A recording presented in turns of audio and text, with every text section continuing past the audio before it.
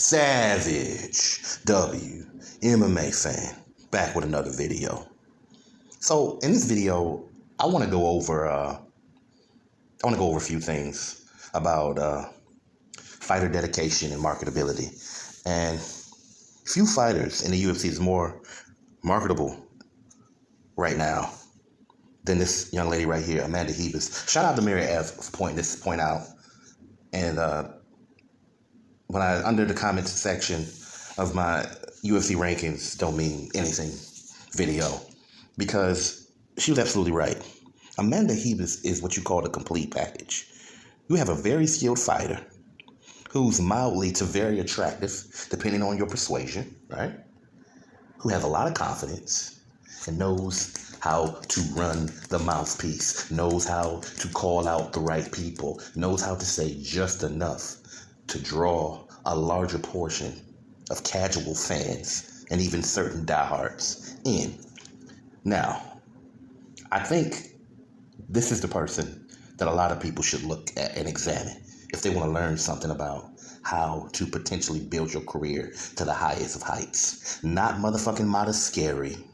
Not motherfuckers like, I can't even think of the girl's name right now, but you know my homegirl, Grazo, who, she's one of my favorite fighters right now, but she doesn't know how to call people out when given an opportunity. You understand what I'm saying? You have to market yourself. You're in the UFC. Their bottom line is ticket sales, merch, visibility, and continual rollover interest. So you got to market. Even fighters like Mackenzie Dern understands this. I think Mackenzie Dern is very marketable, not just because she's physically attractive to a lot of people, but even her personality.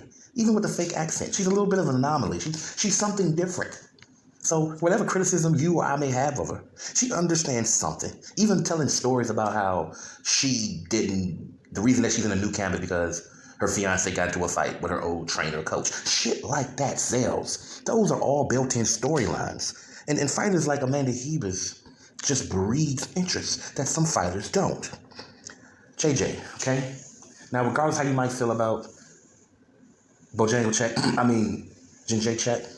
if you're a fan or not, one thing you can't deny, she's a great fucking heel. She's a great heel. Yeah, she's not always on point, and sometimes she ends up looking really bad, but she's still great at what she does. And she has some understanding of the market. Controversy sells. Like, I'll give you a quick example. When she was getting ready to fight fucking Weili Zhang, now she said some shit she didn't have to say, and she apologized for it. I mean, she's still a loose cannon. She has some problems. I mean, she's kind of a Polish sick puppy, you know? And shout out to real sick Polish puppies. No offense. Hope you feel better. But, you know, she's a very insecure, flawed human being, you know, like a lot of us. And some of the shit she does, you know, it's inexcusable. But in the fight, Hyper, when she was saying, you dare speak against me, blase, blase, I had Polish my fans, and I'm going to destroy you. And all the shit she was saying, something like that, right? And the way that, you know, Zhang, who doesn't speak that much English, just looked like, shut up. And it was just funny. And then on top of it, to put on a phenomenal fight, arguably, in a lot of people's minds, the greatest WMMA fight ever. So there's a little bit, I have to say with caution. I'd rather you follow Ribas, and I'd rather Ribas not follow after her, nor somebody who I'm going to mention later. But there's little things, if you pay attention, that you can learn from even somebody like Bojangles. This person. What more can we fucking say? The Bullet Shevchenko. There's a multitude of things you can learn from her. Notice everybody I mentioned are highly skilled fighters. Having skills really help. You know, if you don't have anything else, you got to do other things. But having skills and being dedicated, and there's nobody in the sport of MMA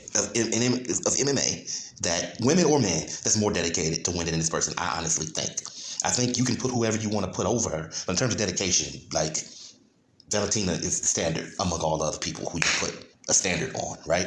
And the thing about Valentina Shevchenko, she fucking wears, look at the Bullet. She wears her fucking brand. She speaks her brand. She doesn't do a lot of talking, but she has the right amount of balance between fighting skill, savageness, and just fun, entertaining. Like, she's doing movies now with fucking Halle Berry. This is beautiful. This is art. There's too much shit to say about Valentina. I don't have time in this video. So I'm going to move on. But just pay attention to the things that Valentina does. And I guarantee you'll probably be a fucking millionaire before you fucking retire if you're a fighter, you know? One way or another. So I just want to touch on social media and internet real quick. People don't understand the power of social media, the power of a following online. These fighters act like their fans don't mean nothing. Some of them. They just completely disregard the fact that they have a platform. And once they get online, the platform is even raised higher. So they really need to fucking take advantage of that shit. And few fighters take advantage of this shit better than Valerie Loureda. Now, Valerie Loureda may not be considered a world-class fighter, but she is a world-class. And she does have her own class. It's just that she has a different way of doing things. She understands. Sex sells.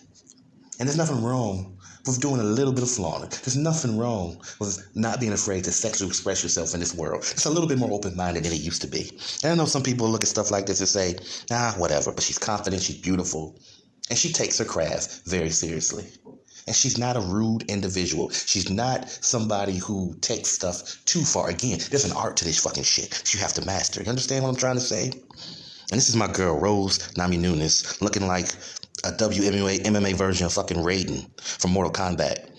This is the complete package. You have a lovely fighter, former champion, soon to be repeat champion, wearing something that has pop cultural reference hidden in your fucking mind, and it's used to work on her neck. She had a serious neck injury when Jessica Andrade dropped her on her shit.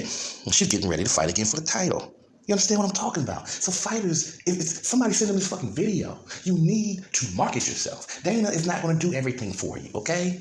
Then your trainers are not going to do everything, but it is your fucking career. You have to do what you have to do for you. And real quick, shout out to my girl, Tanisha Tennant. I have to say something about her.